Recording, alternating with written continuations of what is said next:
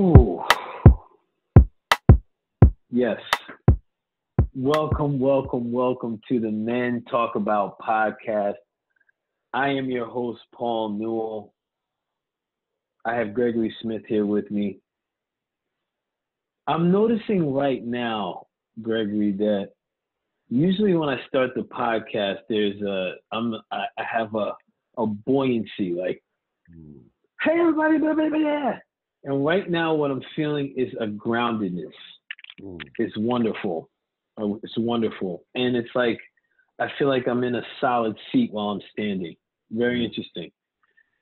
So I'm welcome everyone listening. I'm in this space right now. And I believe it's this man here that I am connected with for this podcast edition.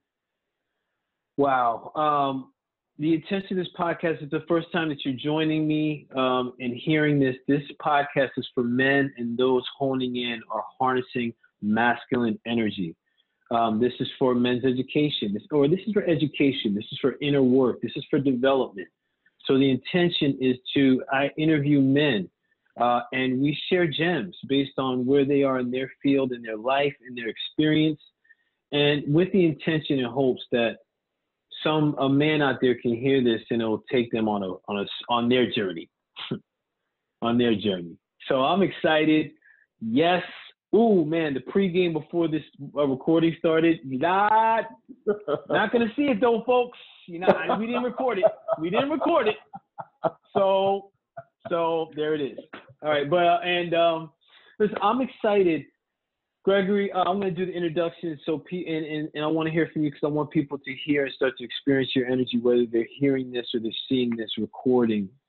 Gregory is here with me. He is a teacher and guide, a linguist, self-mastery and intimacy coach, a Zen monk, a resonant being, and a work in progress. We are in this together. We are both in that club. Gregory, welcome to the Men Talk About podcast. Thank you, Paul. It is an honor to be here. Oh man, is there would you like to add in anything that I may that you're called to offer to the listeners about yourself that I didn't bring up? Well, I was born in New Orleans, Louisiana. I lived here until I was about 5.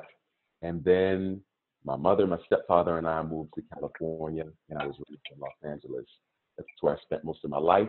I came back to New Orleans in 2009 for college. I started at Loyola, spent 2 years there, dropped out for 3 years.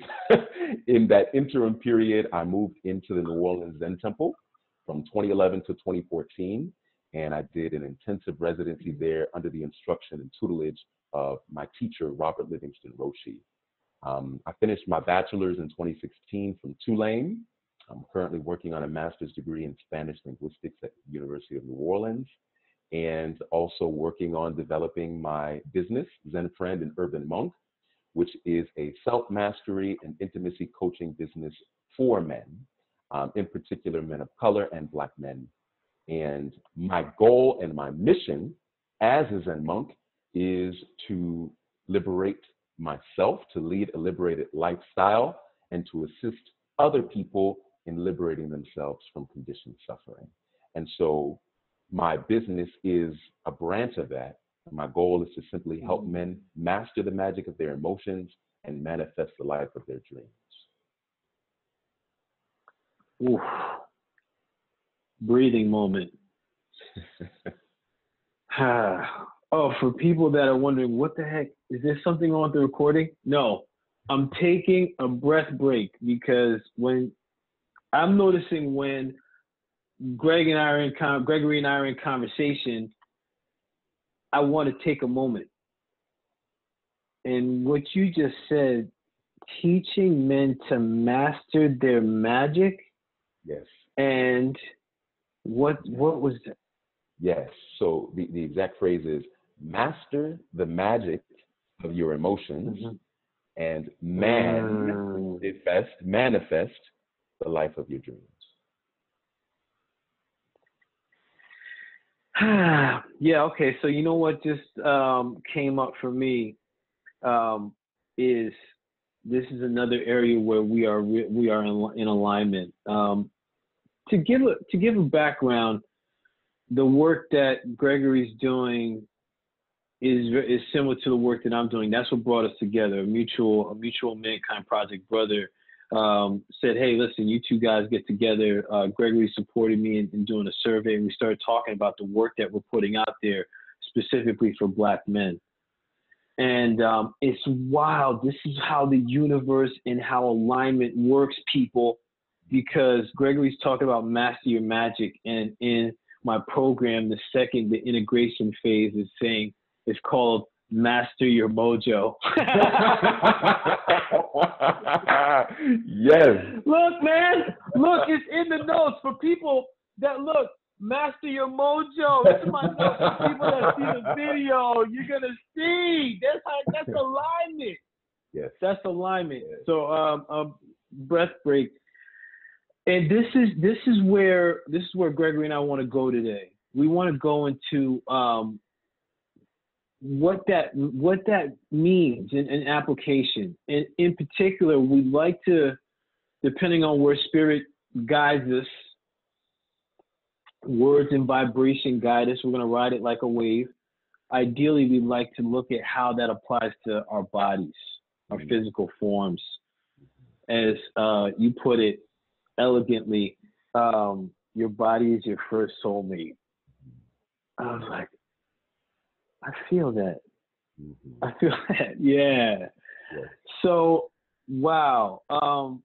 Breath break. So when you talk about,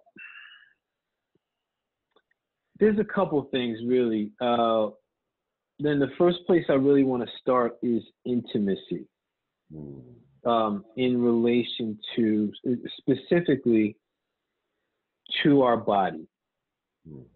And I'm curious for myself and for the audience, what does intimacy mean for you?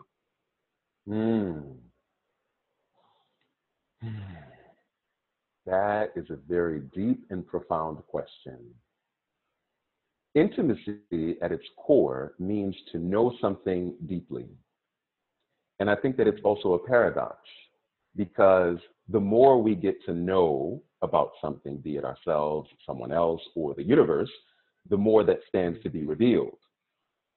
And so intimacy is simply being present for the unfolding of the moment as it is and meeting it face to face, right? Because I think that knowledge, in our understanding of it as attempting to grasp something with the mind, right, is futile in a way, right? That the more that we think we know about ourselves, someone else, or the universe, right, something else will come in its place, right? Something else will stand to be revealed, right? So intimacy is simply giving one's attention to the present moment as it is constantly changing and unfolding, and to meet it where it's at. That's beautiful, because really, and what I'm hearing in that is it's free of expectations, because really there's no way of when I am in a moment, and as you're describing, when I'm in an intimate moment, or when I'm intimate, I'm right here rather than back in the past or in the future. There's a present piece. So, like, as a coach, especially coaching Black men, going into coaching Black men, what do you see as the resistance, or what I'm really looking at is, do you see Black men being able to embrace what intimacy is as you see it? Absolutely. Absolutely. And what are the ways that you guide men towards embracing that part? Because there's a stereotype that no, men are concrete. So I'm curious, and I'm interested to hear your perspective on how you get to that space. Yeah. So I would say the biggest block that Black men have to achieving this intimacy is our conditioning, and reflecting and investigating the ways that we have been trained over the course of our lives to block our feelings and emotions, to not emote or express our true feelings, to block ourselves off to our feminine sides, and to put up this hard front in order to appear more masculine. And so what I do is very simple. I listen to the stories that my clients tell themselves about themselves. I listen to the narratives that they create, and I ask for their permission to offer gentle reframes. And I think those slight, subtle shifts in perspective can help them look at the world through a new filter, through a different paradigm, right? There are guided meditations that I do with my clients in order to help them sit with whatever it is that they're feeling.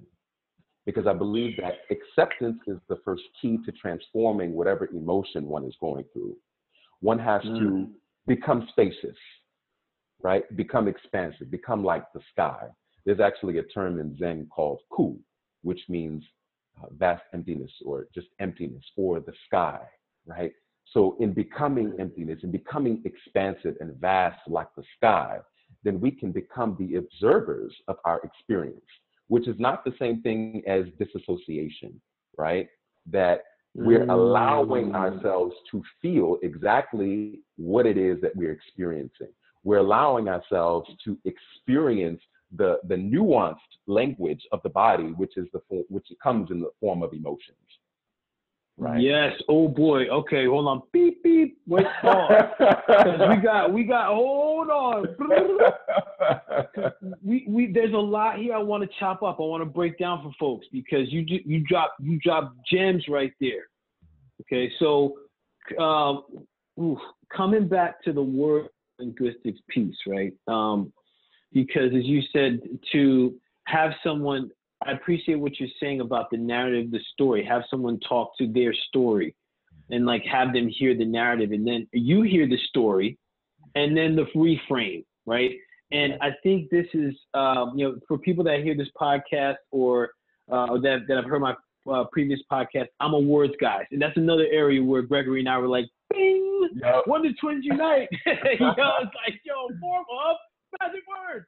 So because the words that we speak, if you heard me say it one time, you'll hear me say it 100 million. The words that we speak have an impact, especially when we're talking about our bodies. Our body is mostly water. If you were to put a glass of water here and sing, the water is going to vibrate. So the words that we speak vibrate within us. It creates our reality, right? So when you're talking about the reframe, people understand the reframe is a powerful component in our words alone. Because what did you say? Shifted their perspective now, right? Absolutely. Absolutely. Completely shifted. Man, this and another piece that I'm curious or really want to dive into, which is it's in alignment with mastering the magic, is these spaces that men get to open into are really the gems of a power source for them. For example, embracing the feminine qualities, being present, being able to speak certain words, taking care of the body, what that looks like. All these things, or also one specifically speaking, the emotions, being able to emote rather than like, I'm good. I'm just going to stuff this inside. Give me that E&J, though. I'm going to take this Tony Johnson Heineken. Hey, I'll put my hand up. You all listen, folks that are listening. Free of judgment right here. Free of judgment. I'm just saying. My hand is up. You watch the video, you'll see my hand is up.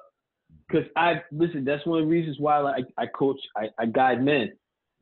Because it's like each man has their individual thing and about what their stories. That's why, and that's the last piece before I come back to you is I really appreciate how you hear the story. You hear the person, because one of the things I'm finding is that people respond differently when they know that they're heard.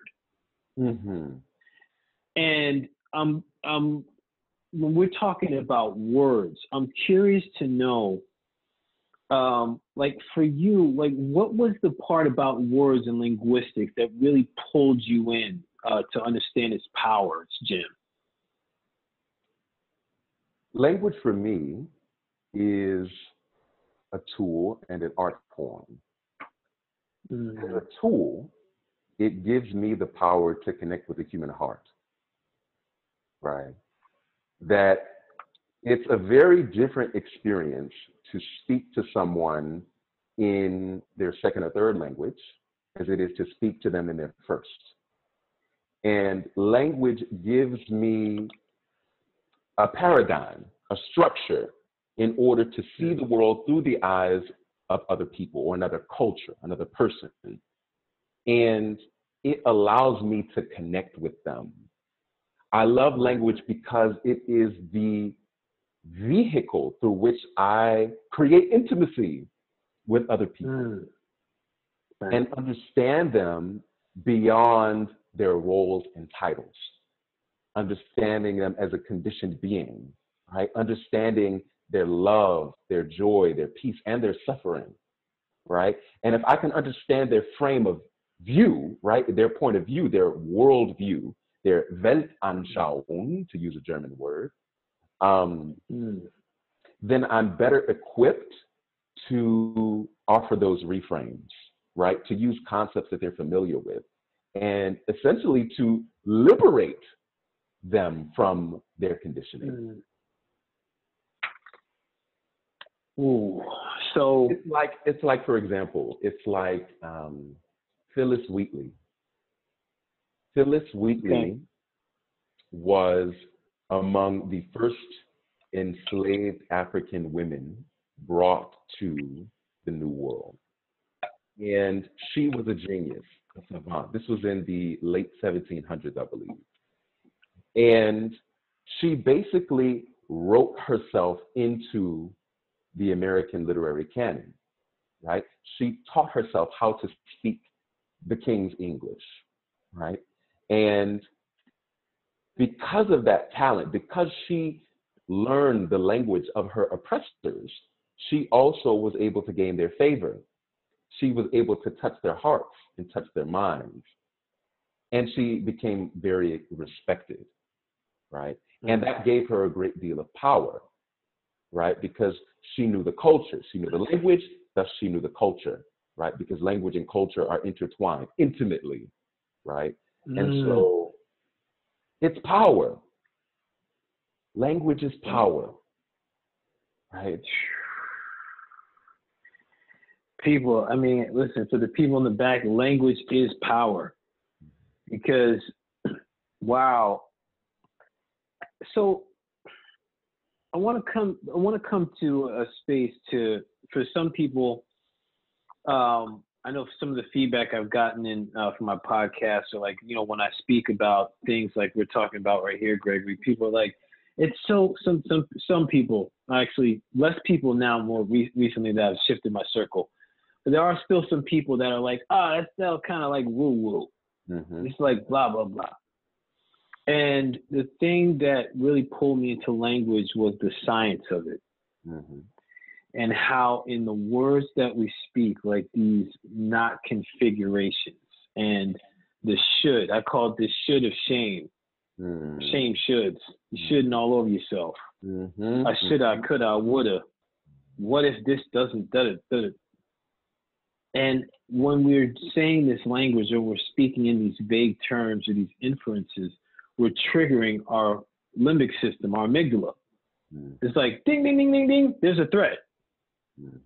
It's not a saber-toothed tiger, I'd say. It's actually like someone that cuts you off on the highway, or some random social media post of someone that you think is a friend that has a view opposite of yours. And it's interesting because this language that when I started recognizing that the language starts to trigger this and it's a threat, now our ability to reason and connect with someone is completely shut off. Completely shut off. So now when words or language is reframed, it can trigger a different part of the brain, which is a part of the brain that can gather different information. Well, the brain is always going to gather information, but it's a part of the brain that's responsible for the reasoning, the thinking, the being able to communicate, and taking all the senses and the data that's coming. Otherwise, we're missing things. And what I'm speaking in terms of how we communicate with another, right? Like how I communicate with someone else, what I say, how I could trigger them. I want to bring it back to where we started with the body. And I'd like to hear I have a feeling where you may go, and I have no idea, but I'd like to hear your thoughts on the impact of our self-talk in regards to our body health and our ability to connect to the human heart. Yes. Let me give you a concrete example. I'm a former educator, as you know, Spanish teacher. And I had a student come up to me and say, I just really hate people, right? Not the first time that I've heard that before. And I approached that statement with an open curiosity, right? So tell me about that. Tell me more, right? So immediately the senses are lowered and she feels more comfortable to offer more information. She starts to reflect on our current socio-political issues in America. And she said, you know, what we're doing to one another, the way that we treat one another, the corruption in our government, it just makes me really angry. So the first thing I did was I mirrored what she said back to her, right? One, so that she can feel understood. And two, she can refine what I said if I didn't restate what she said correctly, right? So it's an opportunity for her to exercise autonomy over her language, right? So, which is inherently empowering for her, right? And she said, yeah, that's right. You know, I restated what she said, and she said, yeah, that's correct. I said, well, do you mind if I offer you a different perspective, right? So one, by asking permission, it means that she, again, is empowered, right? And feeling empowered. And so I said, I invite you to consider that perhaps this anger is actually a great gift. She said, why? Like, my nerves is bad, you know, like that whole in New Orleans, a very common phrase you hear in New Orleans is, my nerves is bad, right? Which can mean different things. I'm anxious, I'm worried, right. I'm angry, right? It can take many different forms. Oh, that's funny. My nerves are bad. Speaking of language, right? That's a story. Right. We can unpack that at another time, right? Part two. What? So I said, you know, this anger is actually a great gift, because what it's telling you is that you have a moral conscience, and that your anger isn't directed toward people per se, but your anger is arising because of the way that we're treating one another. It's arising because of the corruption that we've created in our government and in our society. So what this anger is actually telling you is that you want to change the way that people are treating one another, right? And so I just invited her to breathe into that, right? Breathe into that energy, right? Because it's one thing to talk about these concepts abstractly, and it's a completely different thing to drop into it on the level of the body and feel it and breathe it in, right? We can intellectualize these things all day, but the real work is done on the level of the body and allowing oneself to experience the nuances and paradoxes that arise within the body, which is why Zazen, Zen meditation, is so important to me. And so at its core, what I explained to her is that there's no such thing as a good or bad emotion. That at its core, these emotions, these root emotions, and what I mean when I say emotions is it's very simple. Mad, glad, sad, fear, shame, and disgust. And that the basics, the foundation, the fundamentals.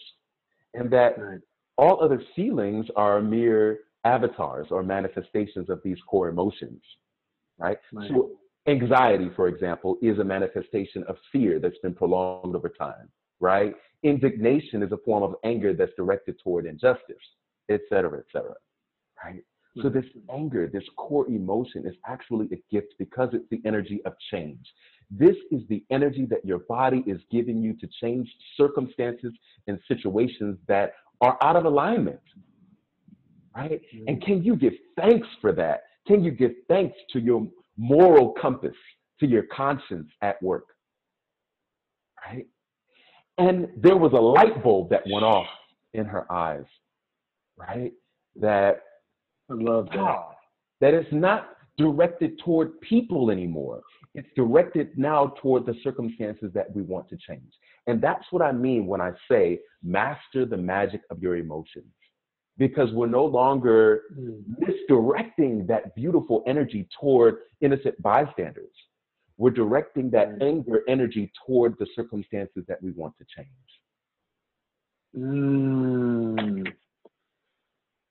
Thank you for coming out, everyone. It's a wrap. Mic drop. Wait, so how old was this student? Because what are the ages that you teach? 11th graders, 16 and 17-year-olds. Oh my gosh, that's a life lesson. What? That's a gift right there. And what you're speaking is the mastery, because this is taking this and putting in practice, shifting, reframing these statements that we speak. I have something I want to come back to. You mentioned Zazen. So for those that are listening and have yet to know what this is, can you give a summary of what, if possible, give a summary of what this is and what it means to you? Yes. Zazen is a Japanese word for sitting concentration. And at its core, it is the existential art of stillness.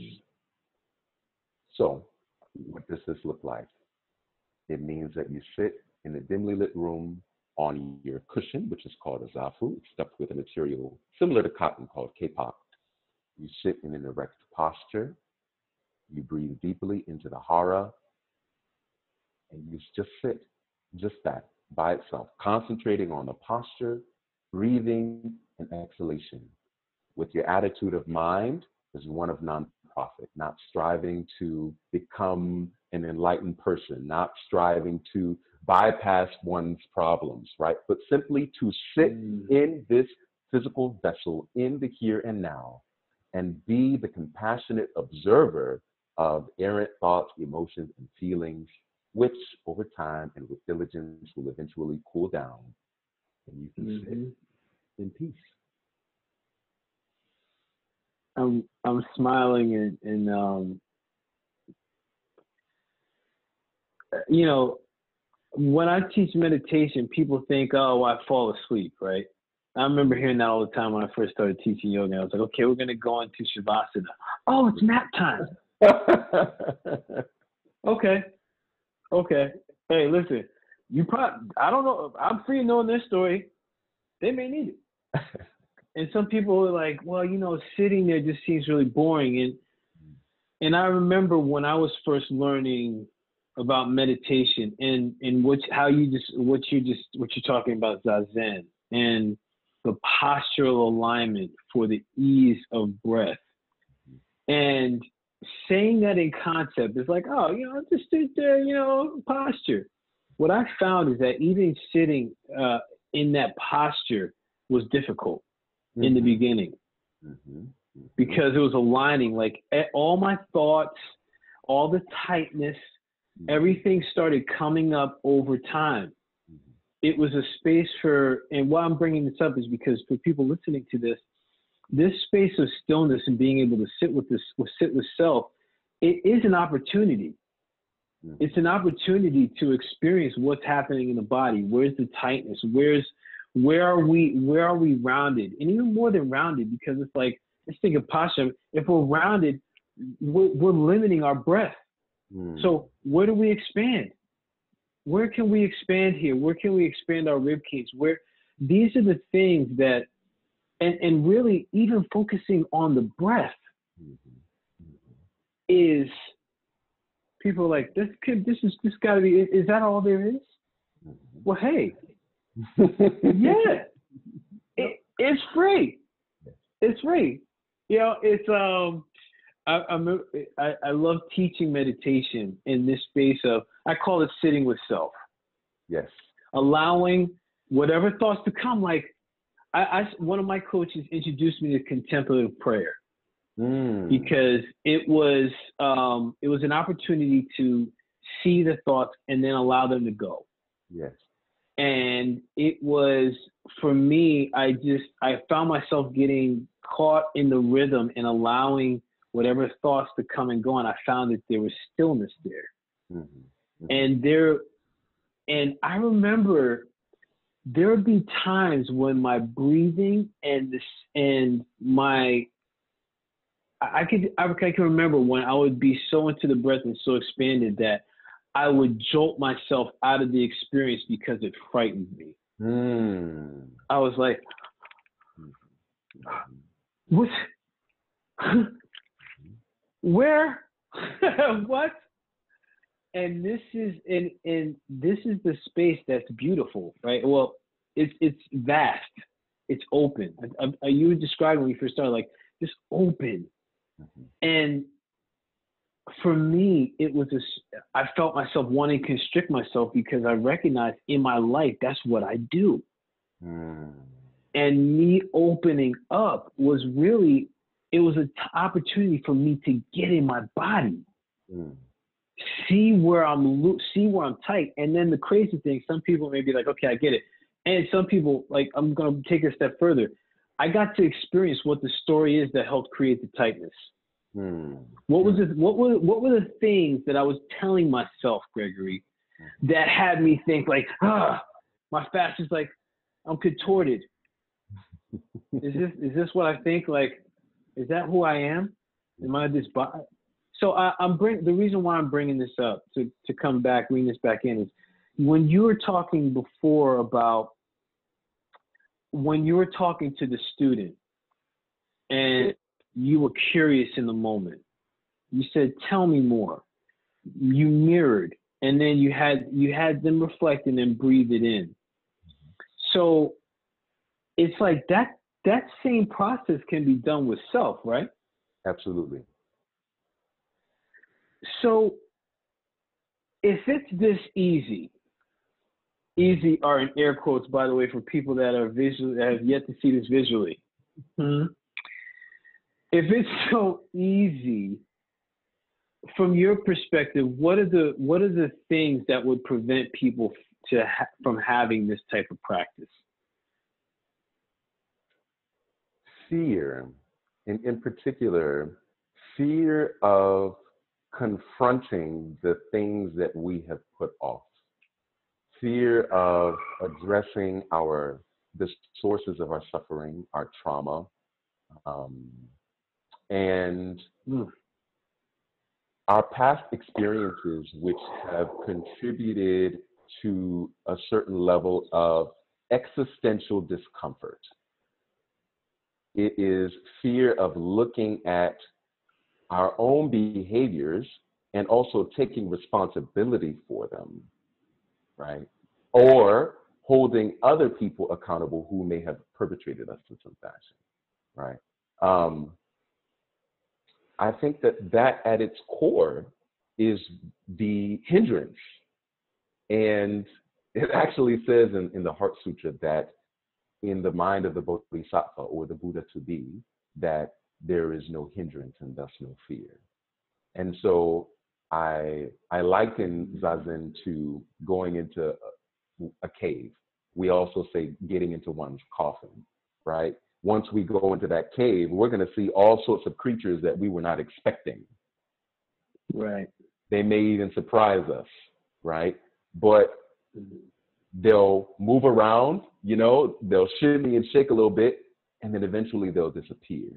And so it just takes getting over that initial hurdle of looking at those fears straight on and not doing anything, not running toward them, not running away from them, but simply sitting still in the present moment as they move around and becoming the space around them, becoming the eye of the storm, and really sitting in those things. Because we're conditioned to either, cling to it or to run away. But Zen practice, we say, it's not easy or difficult. You simply sit for the sake of sitting, right? And allow the mind to calm and cool down by itself. So that's what I would say to that. Thank you for that. And as you were talking about that and you were saying getting in the coffin, what was coming up for me what came up for me in that moment, mental health and illness. Mm-hmm.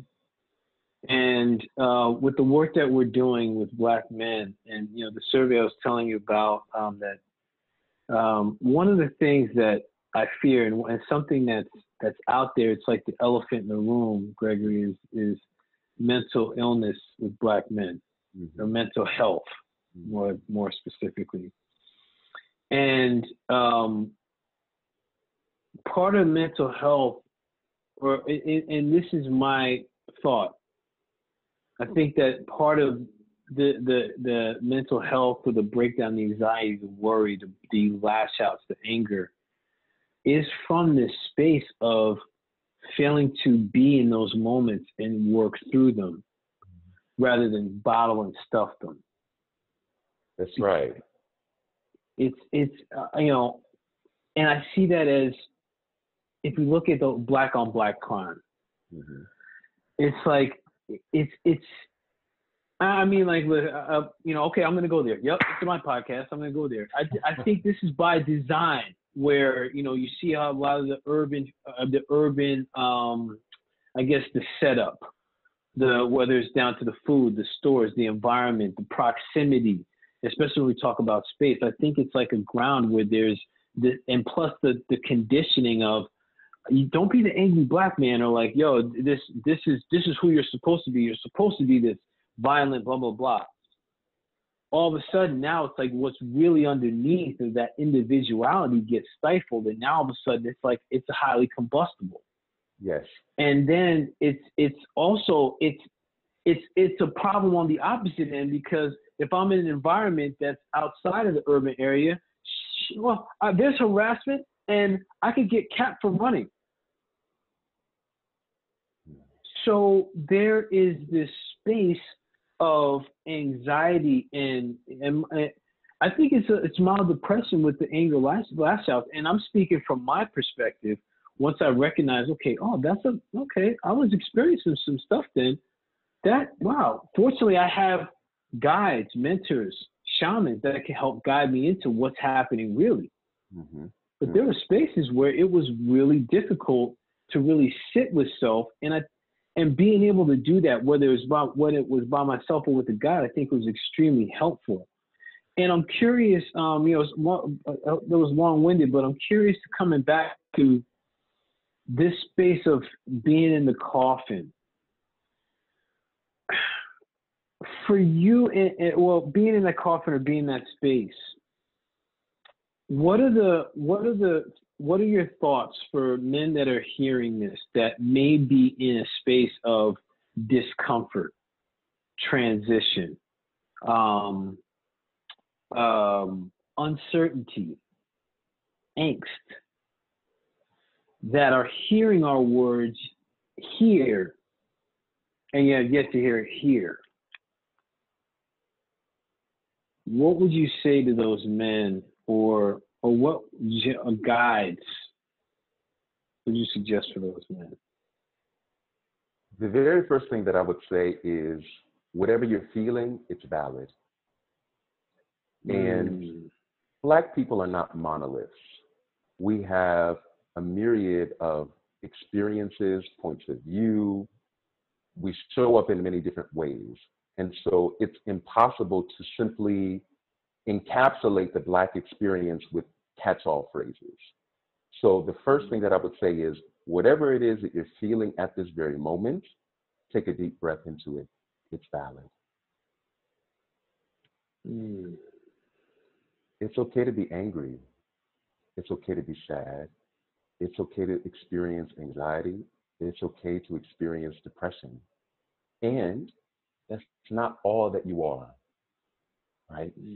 I think that if I were to attempt to turn off my anger, that I would simultaneously be turning off my moral compass, right? Because if I didn't experience anger regarding our worldly circumstances, then I honestly think that something would be wrong. But the difference for me is that my anger is not a clutch. It's not an identity structure for me. It's not something that I am relying on in order to create a sense of self. And I think that a lot of activists do this in good faith. And just going back to the words piece, a lot of activists come up with these catch-all phrases that point to a particular experience and that are casting spells, if you will. Let me give you an example. Please do. No justice, no peace. No justice, no peace. That is a spell, right? That is creating a certain reality, right? And I understand where it's coming from, that if we don't experience, or if we don't create justice to meet the injustices that we've experienced, then we're going to disrupt some things, right? I'm totally for that. However, I also want people to be aware that that is also reinforcing a state of consciousness, right? No justice, no peace. Really think about that for a moment. And think about the reality that that's creating for you, right? So for me, it is justice and peace simultaneously.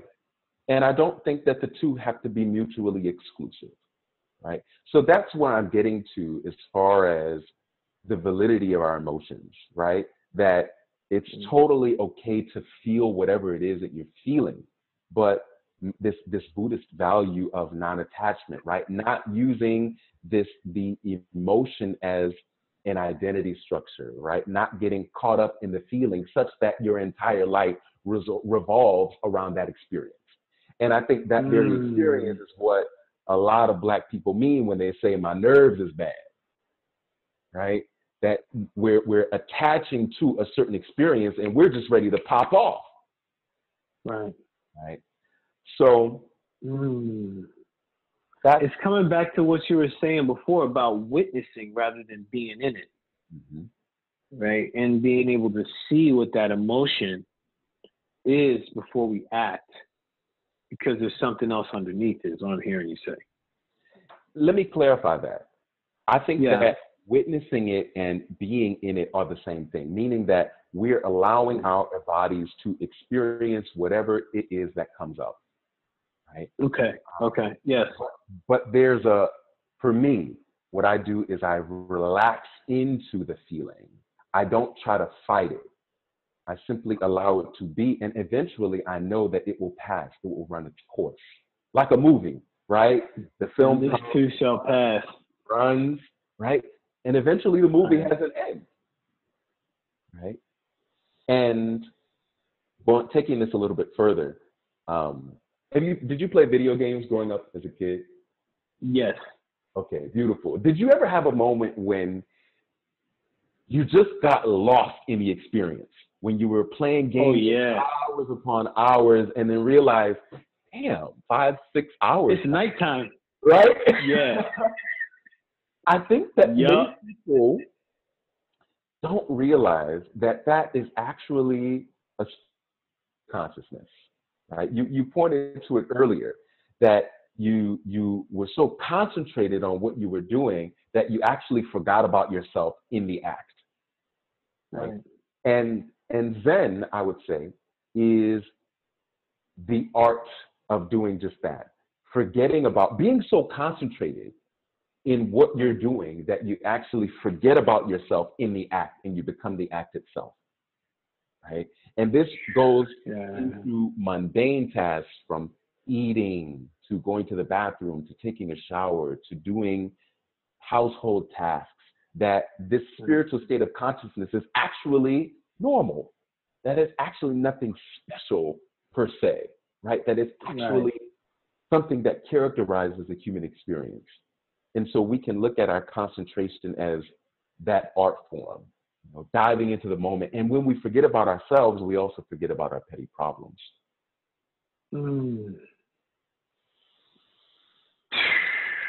Breath break. Breath break.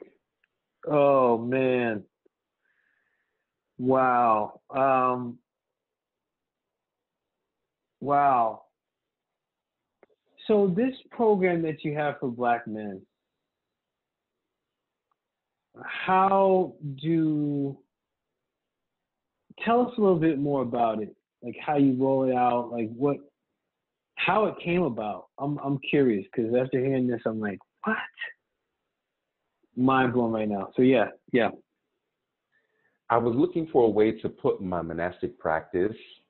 I was looking for a way to make it a reality. What I mean by that is making an occupation out of it. Being that American Soto Zen monks are not supported by a big lay community like they are in Southeast Asia, for example, we have to figure out ways to live the Dharma and also support ourselves financially.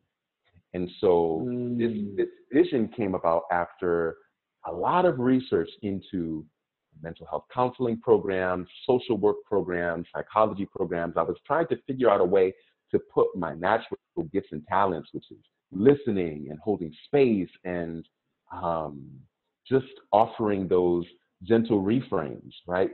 Putting into practice my priestly inclinations, and also supporting myself from it. And so I joined a program called Amplify, which is led by Preston Smiles, who is a very famous life coach and has created a multi-million-dollar business from this profession. And from that program, which was basically about honing one's vibration and manifesting what we want to see on earth, right? And so from that program, I was introduced to Kaboom, which is an intensive 10-week program for coaches who are looking to make money. And so after being exposed to this program, which was, just several months ago, I decided to step into the world as a coach. And I thought that it was the perfect intersection between my monastic life, between my interest in mental health, between my interest in social work, psychology, and also factoring in the strengths that I bring to the world. Bless up, man. Bless up.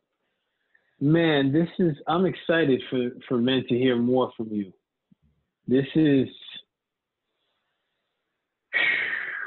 I really value when I meet and connect with men like you that are being of service, and and also especially as a man of color, as a Black man, it's like, yeah, man, listen, we charge, we got skills.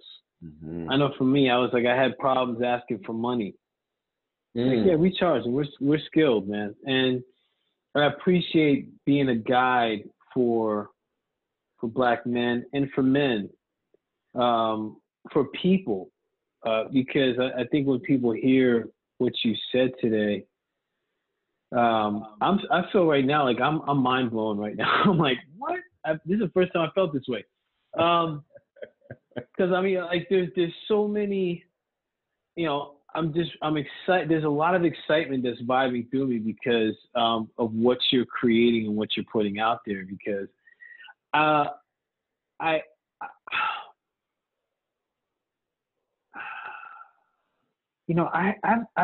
there's times I lose hope in society,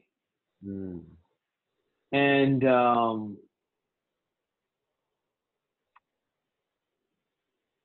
it's really interesting because I'm interested in this fact because I think that most people just don't want to get it, right? They don't want to get it, and I have problems leaving things behind. And it's a story that I told myself for a long time, and it's kept me in a space that's really limited me in the past. And it's like a constant practice. Like I said, like we talked about it a little while ago on the podcast. Listen, it's not. This is free of being some magic pill that all of a sudden you get you're the zen and everything in life is amazing. It's a tool, right? It's really a tool.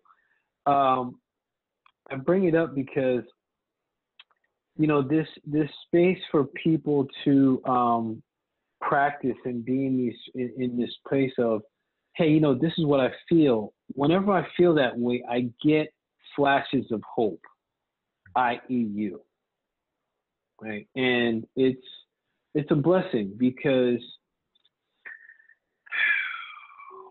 I have two sons, man, and they're biracial, and one's 9, one's 5, and it's those conversations I that are uncomfortable that get to be had about how they're perceived in the world and how they have to move. And I find that as on my journey, Gregory, it's like it's balancing guiding them free of the fears that I grew up with and the fears that I have.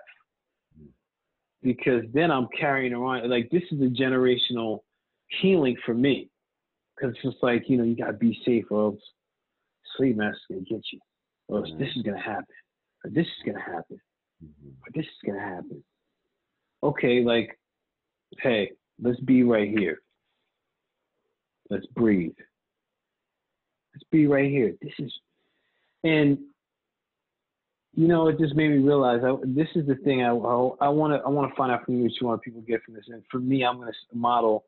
I want people to realize it's as simple as breathing and being.